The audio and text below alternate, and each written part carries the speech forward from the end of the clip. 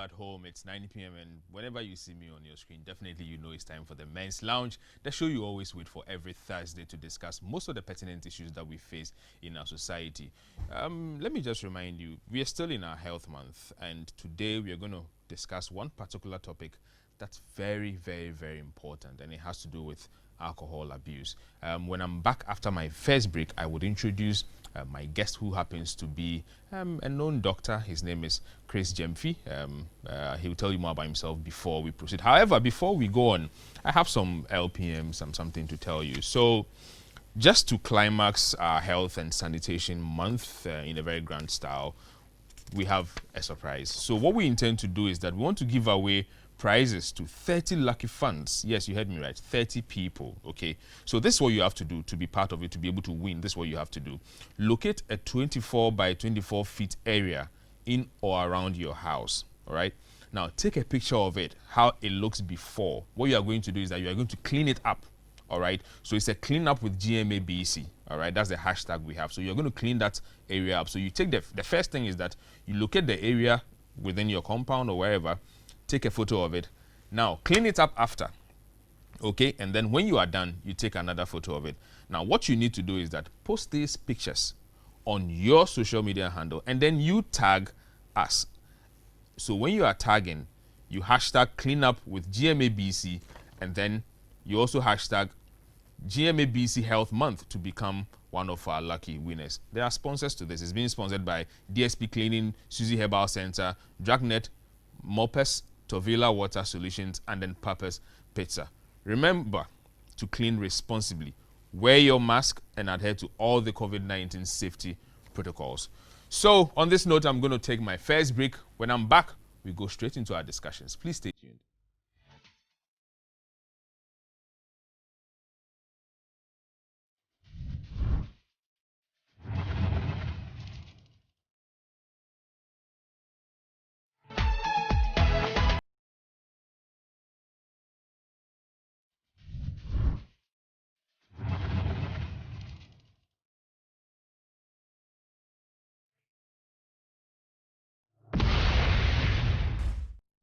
All right, so welcome back. If you're just joining us, we are in the Men's Lounge on eTVGhana. And so just before I went for the break, I did mention that today we are going to discuss alcohol abuse. And there's been some research on what alcohol abuse is and how much is too much and all that. Today with us, we are going to have a discussion with a very qualified person in that regard. However, before we proceed, I want to urge you all to be part of this show on all our social media handles at eTVGhana. So Facebook, Instagram, Twitter, and all the other ones at eTVGhana. Also, feel free to join us on our WhatsApp platform, which is 020-2222-054. Send us your comments, and then we'll do justice by asking the doctor your questions and then also reading to the public what your thoughts and your comments are. Chris. Hello. Akwaba. Yeah. All right, so the guest today I have is Chris Gyamfi. His should I perhaps leave him to tell you a little bit about himself before we go on? Chris, let's hear you. Okay, I'm Christian Gyamfi. Yeah. A clinical health psychologist.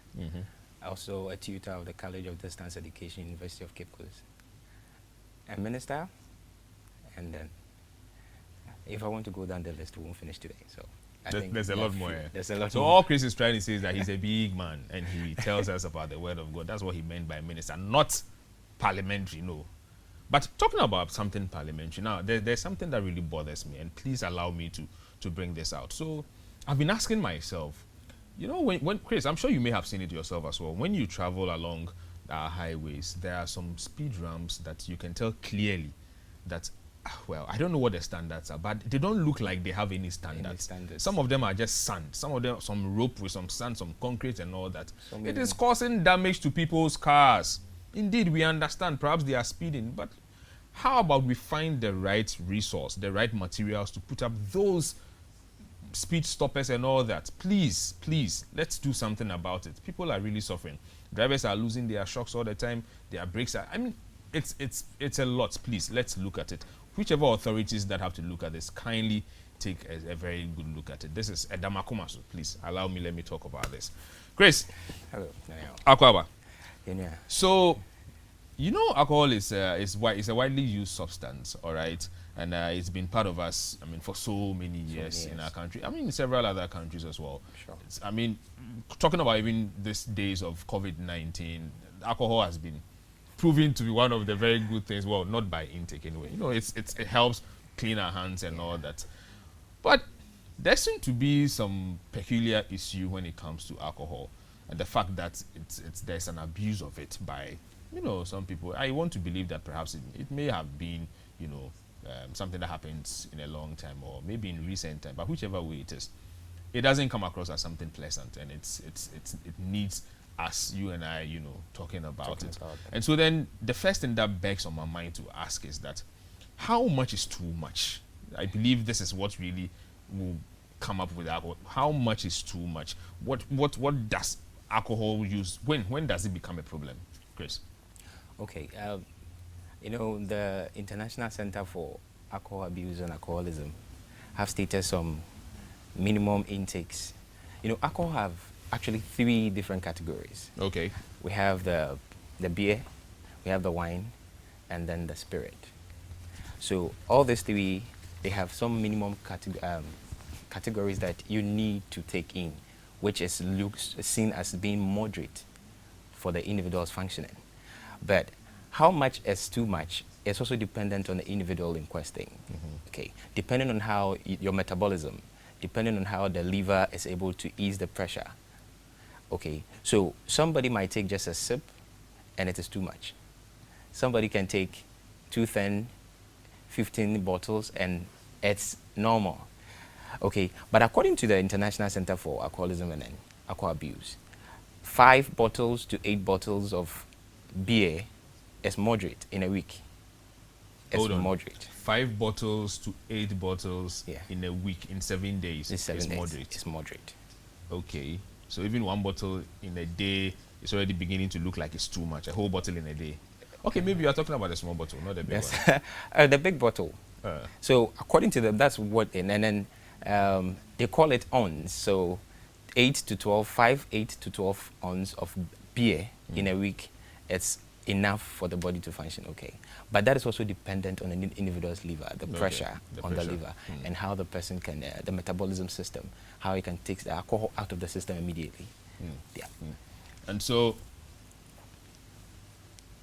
when does it become a problem?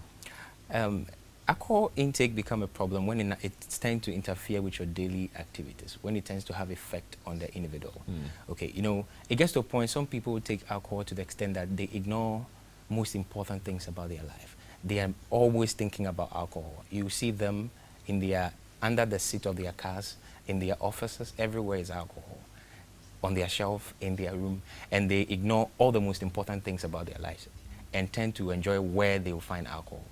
That's why you could see young guys driving all the way from parties to parties, from club to clubs, and just alcohol. And it's all because of alcohol. Yeah. This alcohol must be powerful. It doesn't take us to church. So, one thing I'd like to know is, so if somebody takes some alcohol every day, you know, some limit or level of alcohol every day, does it mean the person is an alcoholic? No.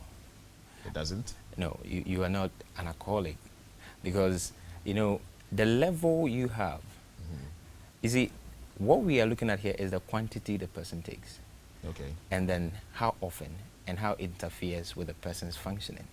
So if the person takes, let's say, a glass of wine a day, I think that glass of wine wouldn't be so much enough to really interfere with a person's daily activities.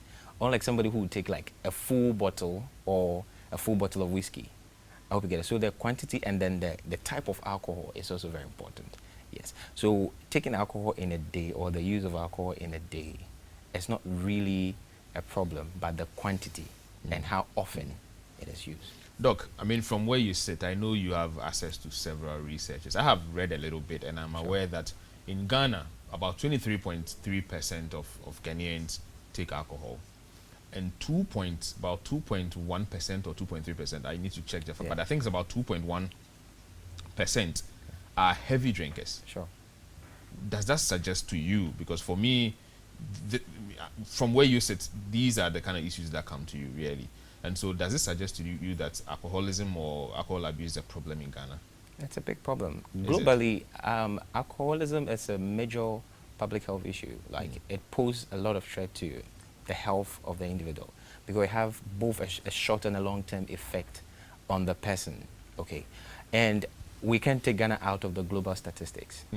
And, you know, this alcohol can lead to some of physical effects, that is endangering themselves. And most of these young ones are engaging in so many things that you will be surprised to. I don't know if you saw the video of a young guy who had priapism. Not sure. Was it on social media? It was on social media. I may not have seen it. He was taking these alcohol drugs, that have a lot of aphrodisiac, and unfortunately, it tends to something else. So, boom, and his manhood wouldn't settle. So most of them engage in these behaviors just for the pleasure they find or they get out of it, and it has become a lot of problem. Most of these road accidents on some weekends, most of them are as a result of the drivers engaging in some alcoholic issues. So it is a major problem, both to the health sector and even to the police, as in getting people who engage in certain immoral But doctor, acts. it is indeed a problem, but you are the same doctors who are telling us that some little alcohol is good for the body. I'm very much aware that doctors even say that you need to take some wine, you know, it's good for the heart, and all that. So what are you then disproving this? I need to understand. Because more than you people say, yeah, num kakra, it's small. Doc. You know, God in his own wisdom, I think I was telling this to somebody a couple of minutes ago. God in his own wisdom made our body to produce what the body needs to maintain homeostasis. Okay, so most of the things we take in, the end product is glucose, the end product is alcohol. You get it? So the minimum level of alcohol the body needs to function, it's being produced by the body. So there's no need for an external introduction of alcohol to the body. And for the wine, some research shows that wine has something we call antioxidants that help in the cardiovascular system. So it helps the heart to actually pump the blood and help to reduce some cardiovascular infection like myocardiac infarction and all that. Yes, but it doesn't mean that you should take more alcohol for you to be able to survive. Which is wrong. Hold on. Yes. You specifically said wine, so we shouldn't drink the wine. Oh no, and that's why I started with the amount, the quantity. Dr. Fu, we cry. Anyway, so because that helps with the function of the heart, you would certify to say that wine is good for the heart. Anything alcohol has a long-term effect. As I said earlier, the body produces its own alcohol for the body to function. But what I said about the wine is that, yes, research has proven that it has what we call the antioxidants that help the heart. But that doesn't mean that you need more wine for your heart to function. Research has also shown that some people who take mild to moderate level of alcohol, that is also dependent on the individual's capacity. Capacity to take. Yes, the mild to moderate, they have less risks of cardiovascular or coronary infections. Okay, yes. The research has proven, but how much is too much for you as an individual? So to be on the safer side, you don't engage in, you get it, you don't engage in a situation where you might not know how to actually restrict or regulate it. And it might tend to a long-term problem for you. I mean, I guess it's obvious to tell us that everybody has limits, and it will be just right to know what your limits are so you don't exceed it. And so exceeding your limits, obviously, is the alcohol abuse, if I'm correct. What are the risk factors? Risk factors that lead to alcoholism or alcohol abuse. One, there's some genetic implantation, some mutations of genes that have proven that some people come to the world with some genes or inherit those kind of genes from their parents. That's why you can see some families, like, it goes in the line. The father, the uncle, the aunties, the senior brother, and then it's going like that. But it can also, we can also talk about the environmental components. The environment is also a factor, because there are some environment and some culture that uses alcohol almost in every of their dealings. Okay, there's some culture or that alcohol is exposed. So when you are exposed to alcohol, like for me as an example, when I was a kid, my grandfather used to send me to get alcohol for him. So 2 shots of brandy, 1 shot of aperitif. Hold on, let me, I could remember this very yeah, well. 2 shots of brandy, And 1 1 shot shot of of aperitif. And when I go get it and I'm on my way back, it's in a bottle, like the water bottle that we have there. So I would open it a little, then I try to sip. Then I close it. Then I put it back. You see? So with this, if I am supposed to live in that environment for a long period of time, you probably get used to it. there will be a possibility I get used to it. And then the craving for more, the craving for more, and the craving for more. So that talks about the environment aspect, or where you find yourself, the jurisdiction. I'm not trying to be a bit, let me say, specific about certain people, but you know, there are some areas in Ghana, when you get there, almost all the young guys, Mention them. almost all the young guys between the ages of 13, 14 to 18, they are into alcohol, serious alcohol, something. So the environment will expose you to. Yeah. Yeah. And you are in a family where alcohol is everywhere, on the shelf, in the fridge. You know, as you're growing up, you'll be tempted to, okay, dad always take this, let me try it. What is it? You start taking, and then at what age did you first taste alcohol? It's also another important thing. When those research has shown that those who take alcohol at their early stages of life are more likely to grow to become alcoholics when they grow, because they will be tempted to go for more and for more along the line. And then, so those are basically some of the few risk factors that exposes people or lead people in engaging in those. And so then, I mean, taking from what you have said, the environment really matters. Yeah. How people were brought up and all that. You know, in the culture that we have as Ghanaians, I think this even cuts across almost, yeah, it may not be 100%, but almost all the, you know, tribes and I mean, culture settings that we have. You'd realize that even when the child is born, there is that part of the culture that differentiates water from alcohol. You know, if I can speak the language well, if it is coffee in Suni, you know, I asked a question about why that is done, and I was told that it is for the child, it is, should I say, a perception that the child should be able to speak the truth, so that when it is water, you say it is water. It is water. And if it is alcohol, Say you say it is alcohol. I don't want to believe this is part of the things that exposes us to alcohol, because I perhaps think that's too early, That's you too know, an early. age to judge. But again, if somebody, like you said, starts taking the alcohol much earlier in life, let's say in the times of the teens or just before the teens, that is when the person is likely to be an alcoholic. Sure. But aren't there people who started much later, like even after their teens, and are still alcoholics? Yes, so I was getting to that. So there are some social factors as well. Loss of job, loss of loved ones, that the person seek to use the alcohol as a means of getting over. You know, people actually learn how to take alcohol during funerals. So they give you small, especially you've lost someone very and you are crying, somebody will come, then those kind of a thing. So you tend to turn to the alcohol to find a comfort. Yeah. So you take it, you feel like at that moment your cognition, your mental processes become a bit slow. So you forget about the things that are happening around you for a while. So anytime it comes back, you go and take alcohol. Yeah. So the social events can also trauma. And some people, when they are exposed to too much stress and they don't know how to handle, they find a way to ease the tension by going for some other things. All right, viewers, if you're just joining us, it's the Men's Lounge. We are talking alcohol abuse, and it is important to note that it's not something that we should be proud of, but what's most important is knowing what your limits are, because there are some positives also that, you know, taking in the alcohol may have. But indeed, doctor says that know your limits, and that's the most important thing. May I remind you that this show is also brought to you by Casapreco and Lomo Bitters. I'm going to go on my next break, and then when we're back, we come back to the discussion. Please stay tuned.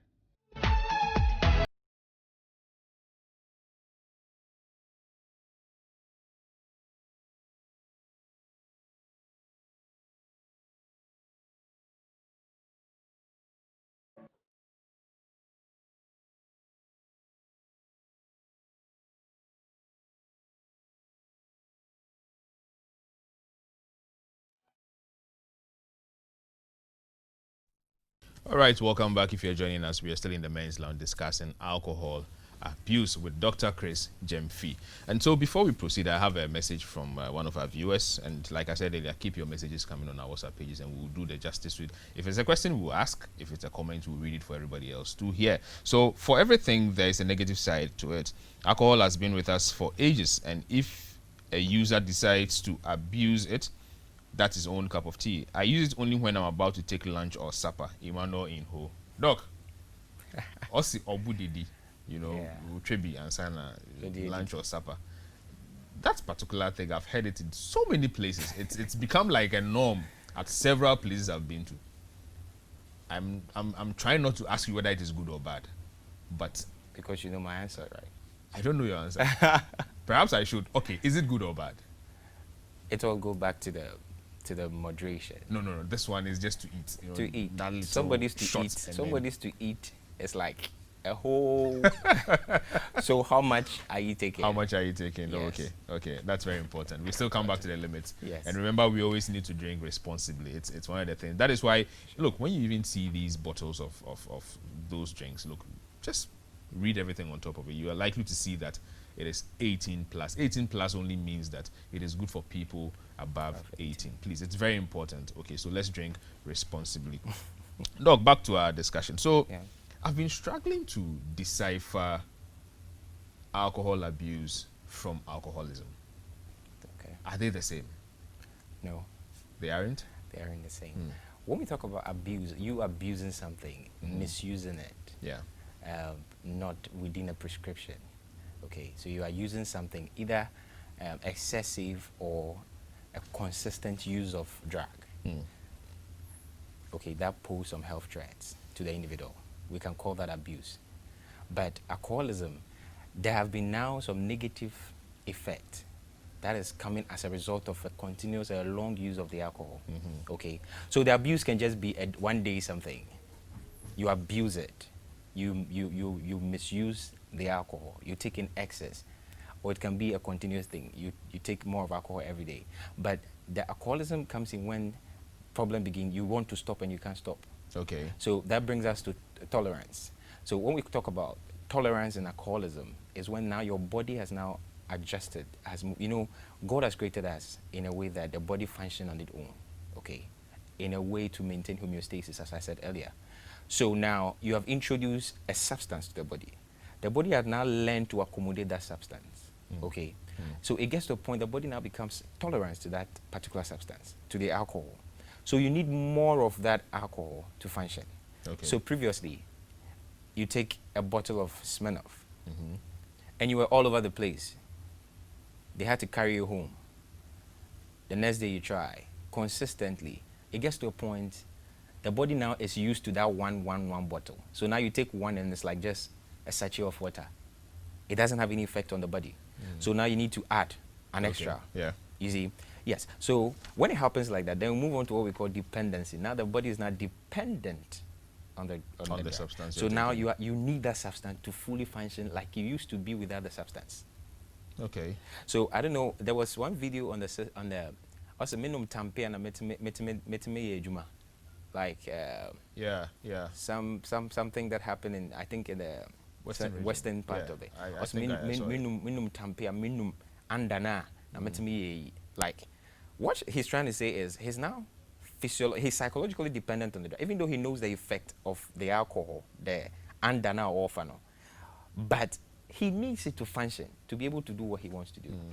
Okay, and then there's what we call the psychological dependency as well. Now you know the effect of the drug, but because of the pleasure and the nice sensation you feel when you take it, like those that perform on the stages. Some people say, I can't perform if I don't take alcohol. Yeah. So now you are dependent on the alcohol to be able to perform. So because of that feeling you have when you take the alcohol and you can stand in front of the crowd, the motivative aspect, the person is going to be dependent. So this person wants to stop alcohol intake, but can't stop because of what we call the withdrawal symptoms. You want to stop your head, you start feeling headache. And I want to let the viewers know that alcoholism is very, very dangerous. And anyone who is engaging in it should find a way to desist from it or look for the professionals that can help you. Because it gets to a point you start having alcohol-induced hallucinations. You start hearing voices. You start start seeing hearing voices. Voices, people talking to you. You start seeing things. You start having nightmares. You see, and at that point, people might think this guy's going crazy. It's an alcohol-induced hallucination, and that is when the body is now intoxicated so much with the alcohol.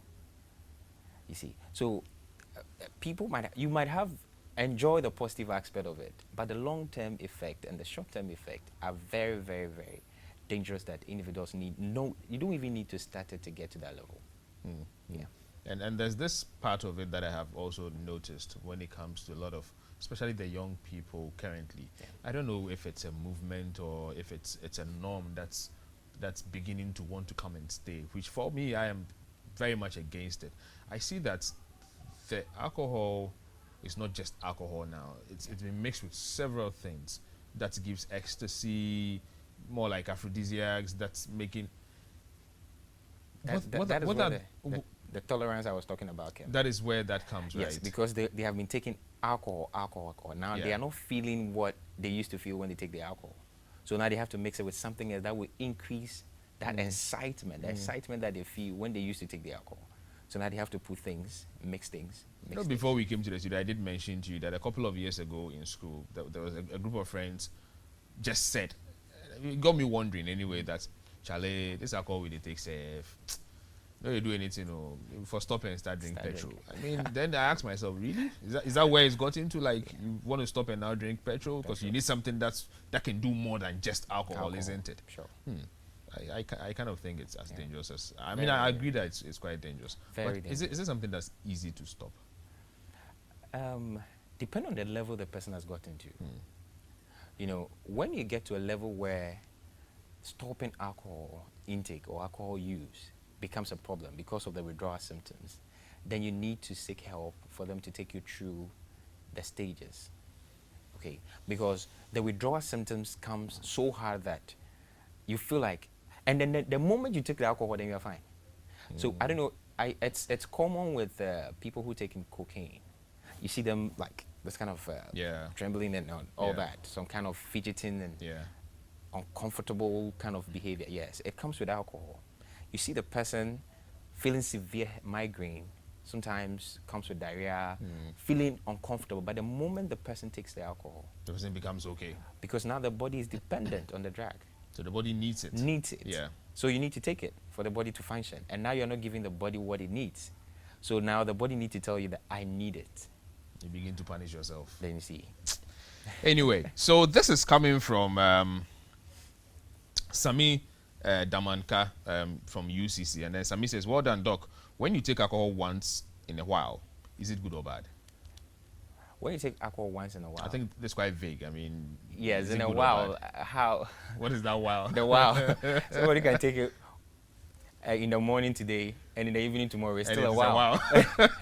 And also, you have to look at the quantity. Yeah. He's one of my students, though. Oh, okay. So you know who is okay. Yes. Okay. Okay. All right. So doctor says you need to look at the quantity, and then please try and define your wow. The wow can be morning and evening. You know, we need to know all that. Yeah. However, I will keep telling you, let us drink responsibly. And it's don't very even important. start something you don't know where it ends. Yeah. Well, doctor says don't start something you don't know where it ends, and I agree with him. So this is coming from exclusive. Well, I don't know, but Dr. Chris, thanks a lot for this wonderful piece on alcoholism. A very special good evening from all PSA level 400 UCC. Wow. But wait, have you noticed Men's Lounge is sponsored by Alumo Bitters? Of course. I mean, Alumo is mild. Try me. It's very mild. But like I keep saying, drink responsibly. That's the most important. And then know your limits. All right? Yeah, I told you somebody called me about this when I posted the flyer. Then the person was like, but your sponsoring company is Alumo Bitters. I said, like, yes. Alcohol use is not alcohol abuse. That was exactly what I said. That was a good answer. But you see, there's also more to it. There's more to it. Now, the thing about Alumo that I'm very much aware is that Alumo is not necessarily, well, yes, there's a little bit of alcohol in there. But the most important thing you should notice is that it is medicinal, okay? It is very medicinal, and it has a lot of health, good stuff when it comes to our health. And that is the reason why we warmly and happily embrace Alomo.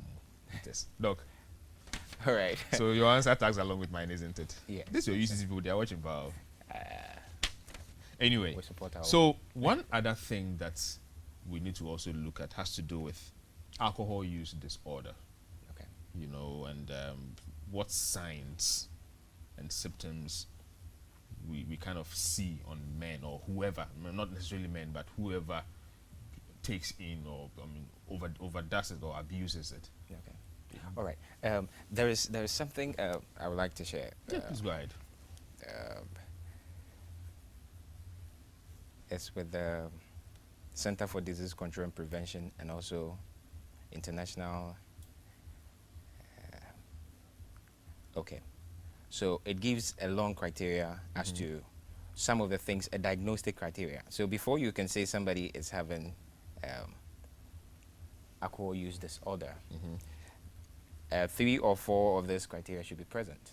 Okay, so, and this one is from a DSM-5, the Diagnostic and Statistical Manual 5. So drinking more or for a long period of time than intended, then feeling incapable of cutting down on the amount of alcohol consumed, then becoming sick of an extended period of time as a result of drinking too much, the inability to concentrate due to alcohol craving, inability to care for your family, hold down a job or to perform in school, continue to drink despite problems, then decrease participation in activities which were once important, then finding oneself in dangerous or harmful situations as a direct result of drinking, then drinking more as a result of a tolerance to alcohol, then experiencing withdrawal symptoms. So they are saying that alcohol use disorders or disorder ranges from mild to severe. If 2 or 3 of the symptoms I have read out is present, then we will say the person is at the mild stage. Okay. When 4 to 5 of the symptoms are present, we will say the person is at the moderate state. But when 6 or more is present for a particular period of time, after 6 months, you could see after 6 months, these things are present, then it means that the person is at a severe stage. And this is the time you need to start seeking help. Okay. And I was telling you earlier that there are some people that have alcohol everywhere. One of the signs you need to see in a person who have this disorder is that he always have alcohol hidden around. In his office, in his drawer, under his car, boot, everywhere. This person gets angry when you talk about his alcohol behavior. There's a desire to stop, but he can't. Okay? And the person ignore everything that was previously very important to him. The family, job, whatever, it's no more of importance. He wakes up and the first thing he wants to do is to go to the wherever his alcohol is and sip. And we call it the eye opener. So the person will have an eye opener for the day. He starts the day with either a glass or a shot of alcohol. So those signs will let you know that the person is actually in that stage. Yeah. Yes. I see. Interesting. So I'll take this from a viewer. This is coming from Bernice. So Bernice from Bema Camp. And I want to say Alomo bitters is good because it helped me in my menses. Wow. Well, I'm sure this I would refer you to the people from Casa Preco. Anyway, so there's something new coming up, and it's part of the things we are doing to crown our health month, considering the fact that we are in this COVID season. And so one thing I'll tell you, and just listen carefully, the moment you hear fellow Ghanaians, I'm sure you know what that means. So fellow Ghanaians, it's time for Mask Up Challenge. Mask Up Challenge. You're going to be wearing the mask. So this is what you need to do. Simply share a picture of yourself in your nose mask and tag our social media handles with the hashtag Mask Up with GMABC. Mask Up with GMABC. I'm sure you can see some beautiful images running on your screen. So you simply share a picture of yourself in your nose mask and tag our social media handles with the hashtag Mask Up GMABC and stand a chance of winning fantastic prizes from 25th to the 31st of May 2020. Oh, remember that only 2 lucky people get to win in each day. Terms and conditions apply. This campaign is brought to you by Global Media Alliance Broadcasting Corporation with support from Bell Aqua Mineral Water, Casman Clothing, and Blue Skies Ghana Limited. So, fellow Ghanaians, we want to see the mask. Isn't it, Doc? Doc, you didn't show up with your mask. I have it. You have it here. I came with my max. Oh, I see. I guess we are about a meter apart, so we are fine, isn't it? We are fine. All right. So, coming back to our discussion, before we proceed, I'll take this one also from one of our viewers, and this is coming from, this technology will kill us. Well, I'll come back to it. So it's from Uncle Lucas, and Uncle Lucas says, I want to ask Doc if he had tasted alcohol before, and what is his take on alcohol mixed with sugar, example, Irish cream, etc. Yes, I've tasted alcohol before. So first part of the question answered, yes, you have. Yeah. And what is your take on alcohol mixed with sugar, example, Irish cream, etc.? As an effect, there was once I went for, that was my graduation, I think. And a friend of mine, we had a party, and then there was some kind of punch that was mixed, and it has a lot of fruits mixed with it, so you just taste Very the deceptive, fruit. eh? Sweet. Uh-huh. That night I have to walk home with my shoes. I'm sure if people were allowed to share their alcoholic experiences, we won't leave here today. Seriously, and they have to be laughing at me. I don't really get what is it talking about its effects? Anything that has alcohol, anything that has some percentage of alcohol. We are talking about the alcohol. Yeah. In quote here. So anything that has alcohol in it, depending on its the intensity, the amount of the percentage of the alcohol, its effect still remains the same, irrespective of how it is done. Because I remember I took that alcohol without knowing it was alcohol, but the effect was great on me. Like, I drank a lot because it was sweet, sugar, everything. But at the end, the effect of alcohol was still experienced. So irrespective of whatever is mixed with the alcohol, the content, so long as there's some level of alcohol in it, the question is how much or the percentage in there, and how moderate are you taking it, and its effect. So in the end, it all comes back to the limits, the percentage what of your limits alcohol. and then what you can take.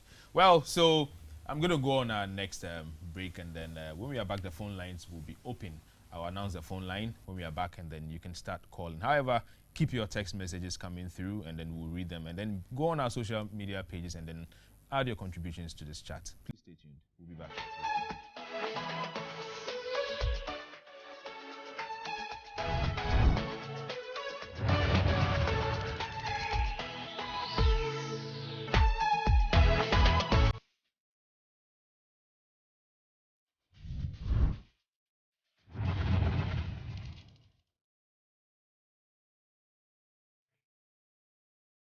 All right, so welcome back. If you're just joining us, it's still eTVGhana. We're on the men's lounge, and we are discussing alcohol abuse.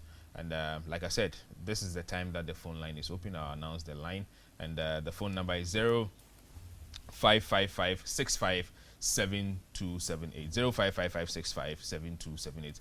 Get your calls coming through. We'll speak with you. So this is coming from Kuku Ampia, and Kuku says most of these alcoholic beverages on our market now have aphrodisiacs in them, which enhances sexual intercourse. How dangerous can that be to the reproductive system? Okay. I think when we start touching on the effects, then we should just go straight into the effects then. Okay. Alcohol has a short and long-term effect on the individual that engages in it. Some of these short-term effects can be alcohol poisoning, that is characterized by vomiting, nausea, and all that. Some can be coma. You take too much of alcohol, then you go boom, out. You black out. Can lead to seizure. The person can just faint and all that. Doc, let me just hold you on a little bit. There's a caller on the line. Edward, good evening. Where are you calling from? I'm calling from Bemakam. Hi, let's hear you, sir. Yeah, I want to ask Doc, when you take alcohol and you are intoxicated, how long does it take to leave your system? Edward, can you come again and kindly speak up a little bit more? I want to ask Doc. Yeah. When you take alcohol and you are intoxicated, how long does the alcohol leave your system? I want to know the duration. All right. Thank you very much, sir. Doc, You are welcome. when you take alcohol and you are intoxicated, how long or about how long does it take to leave your system? You know, it takes the liver 1 hour to take to detoxify or to release 1 bottle of beer from the system.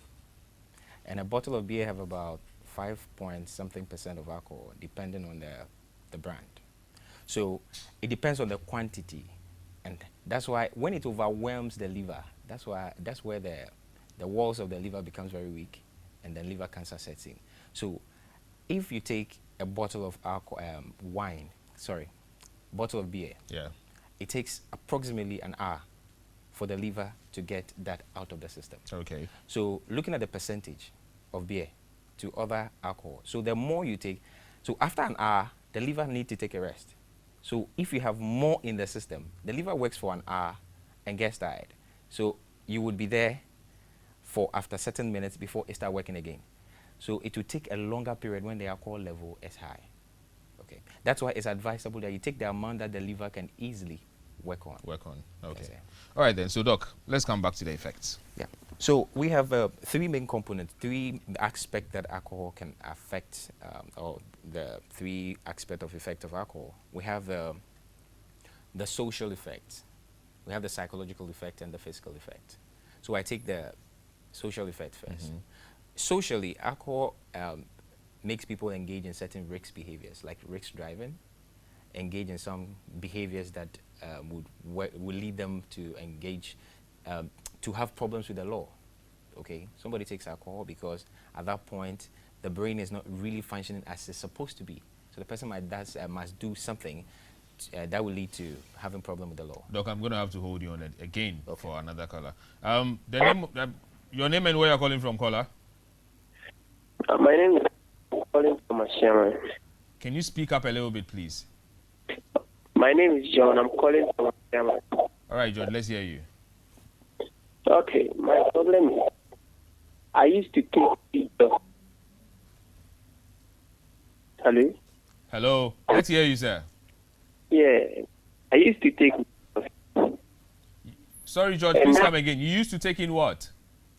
weed toffee, like marijuana toffee. Okay, marijuana substance. Okay. Yeah, and then I want to know if marijuana and alcohol. I don't know. I don't think my brain tells me that there is no alcohol content in marijuana. So I'm thinking. I want to ask this: does the toffee I take will it have any effect? Okay. So, George, I think it's the same question somebody also is asking from Dan Suman, and he's asking the combination of alcohol and then marijuana. What is the effect? And for this particular caller, he's saying that he takes I think he's referring to the toffee. There's a toffee that they take and all that, and so he wants to know, because he's very much aware that toffee does not have alcohol, and so what will be the effect for both combination? Okay, so that marijuana, it leads to the release of a neurotransmitter in the system which is called dopamine. So a consistent and then a regular intake of that will lead to excess release of dopamine, which help you to engage in some kind of pleasure behaviors. So after a period of time, the issue is the body is now going to need it. So continue taking it would have a long-term effect on the brain. Alcohol and all the substances that are abused by young men, they should be aware that it have effect on the major organs of the body: the brain, the heart, our kidney, the liver. So whether alcohol or weed, they all end up having a long-term effect on the brain.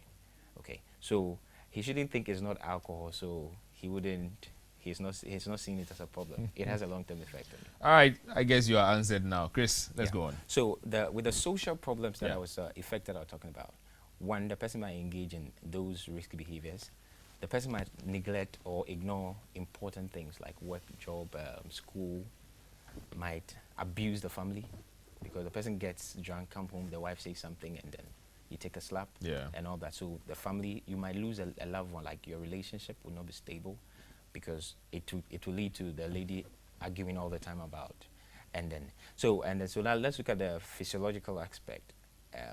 Physically, alcohol has a lot of effects on our physiological aspect of the human system.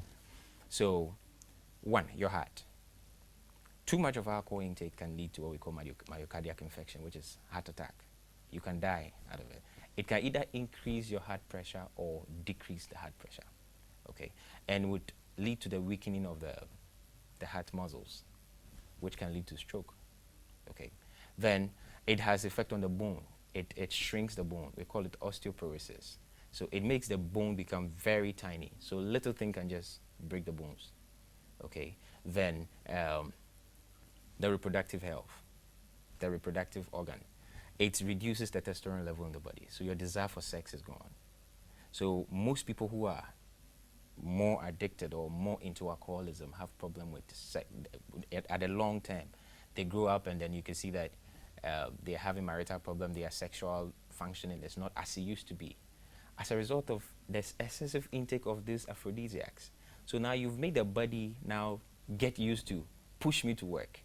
You get it. And it gets to a point now you need to take more, but the alcohol won't let you function the way you want to function. So it might weaken your productive system and that. Then the psychological aspect is one of the things that is very, very complicated. One, there could be memory loss, because alcohol-induced dementia, loss of memory. You can't remember some of the things that you know. There will be lack of concentration, lead to depression, and then suicidal ideations might also start setting in. You get it. And then immediately you take alcohol, it goes through the brain-blood barrier into your brain, and it has to have. That's why immediately you start feeling movement problem. The hindbrain, the part of the brain that controls movement, is already affected. Then after a few minutes, your frontal lobe or the frontal aspect of your brain is also now being affected. Okay, so you can see that now your judgment is becoming poor, your vision is becoming poor, like everything. Somebody will tell you something and what did you say? Like this kind of a thing. I don't know if you know. So those are all long-term effects of alcohol. And I would say that even though some people think they've taken alcohol for so many years and they still, okay, nothing has shown yet, don't think that you are safe. Okay, because some things also take a long time to develop. Okay. And sometimes when it comes, it just comes abruptly, boom. And before you can seek help, it's very dangerous. Yeah. You are already gone. So those are some of the effects that a person might feel or face during alcohol use problems or. Look, what about the people take alcohol and obviously sometimes for the sake of certain emotions that they face. Now beyond that, does this alcohol intake, obviously the abuse of the alcohol, does it have any emotional effect on any person? For example, you take in so much, you get intoxicated, and then let's just say after some hours you almost back. Does it have any effect on your emotions? Yeah, alcohol have effect on emotions. You know, the moment you take alcohol, the brain is the mastermind of the whole body. So anything that affects the brain affects the whole system. So now your judgment has been impaired by the intake of alcohol. So now you can't really make direct or clear judgments about even what you're feeling. So your emotions, your feelings, your everything is being interrupted based on the introduction of the substance that you just took. So some people take alcohol, they are so depressed, then they take alcohol to excite them a little. So they take in alcohol so that they can start doing some of the things they feel like doing. But that doesn't mean that the emotional switch just happened because of the alcohol. It might be like immediately the alcohol is out of the system. Doc, I'm going to take my last caller. Okay. Good evening, caller. Your name and where you're calling from? Please, I'm Emmanuel from Birmingham. Emmanuel again from Birmingham. Let's hear you. Yeah, please. I wanted to know, I've heard that alcohol, when you are taking, you at some point in time, you have some like when you're doing some exercise, you see your body shaking and all that kind of stuff.